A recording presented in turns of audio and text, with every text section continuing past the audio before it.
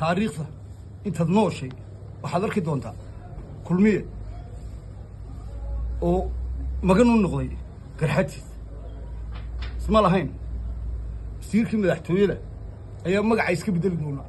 oo la bixi doonaa khadiir isma lahayn waxyaabo badan oo aad arki doonto isma lahayn kulmiye oo yaacaya ayaa waddani isu dhiibi doonaa isma lahayn taariikhdu waxyaabo badan bay qoraysa isma lahayn ilaahay baa qur-aankiisa inoogu sheegay tilka ayaamu yudaawuruhaa bayna annaas ayaamaha waxaan u kala bedbedelaa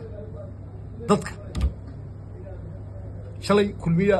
ku tacadiyey waddani maantana kulmiye ayaa magan una ah isagu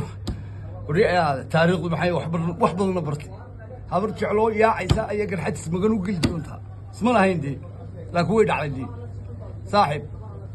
maxamed kaahin waa ku soo dhawaynaynaa maadaama dabada lagaaga jiradii anigu waa ku soo dhawaynaynaa haddaan iyagii nahay waa ku soo dhawaynaynaa kursiga waa kugu ilaalinaynaa inta karaanka iyaga ah waa kugu ilaalinaynaa sharaf iyo karaamo